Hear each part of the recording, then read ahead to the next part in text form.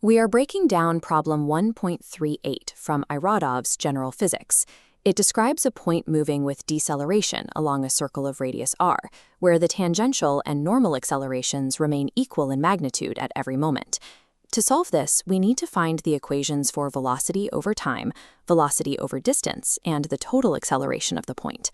Physically, we are looking at a particle rounding a circular curve while it is actively losing its speed. This derivation requires the standard formulas for tangential and centripetal acceleration, alongside basic integration.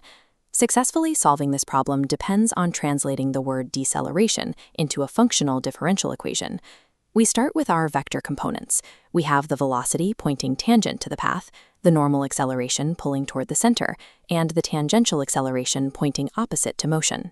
Algebraically, normal acceleration is v squared over r, and tangential acceleration is dv dt. Because the particle is decelerating, the tangential acceleration vector points opposite to the velocity. We represent this in our equation with a negative sign, giving us dv dt equals negative v squared over r. We separate the variables by moving the velocity terms to the left and time to the right, leaving dv over v squared equals negative dt over r. Next, we integrate both sides from our initial conditions to our current state. The integral of v to the negative 2 is negative 1 over v. Applying the bounds and isolating v, we find our first result. Velocity equals v0 divided by 1 plus v0 times t over r.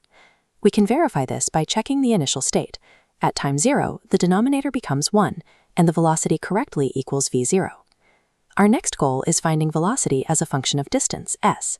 Integrating time again is messy, so we'll use a better path.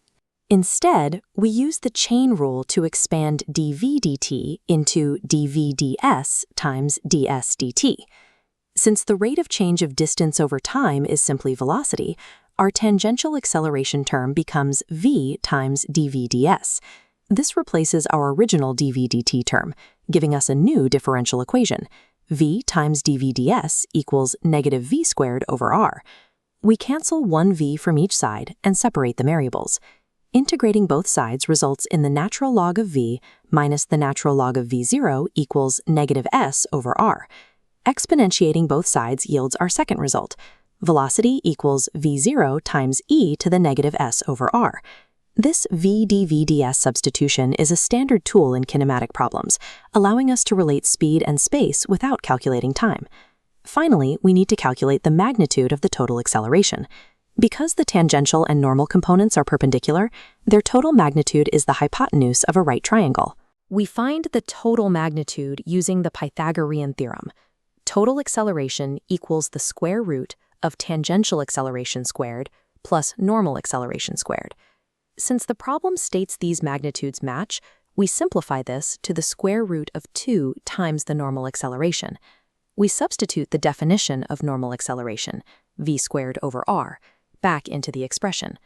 To find the acceleration as a function of distance, we plug in our previously derived velocity formula. This resolves into our final result. Total acceleration equals the square root of 2 times v squared over r, times e to the negative 2s over r. This process consolidated two independent acceleration components into a single expression for total magnitude. These three equations provide the complete solution to problem 1.38. Each of these derivations relied on two specific choices, assigning the negative sign for deceleration and applying the chain rule shortcut. You can double-check the logic by deriving the distance equation using our first time-dependent formula instead of the chain rule. Proficiency in physics comes from manipulating calculus until the math reflects the physical reality of the system. Keep practicing that translation, and the numbers will follow.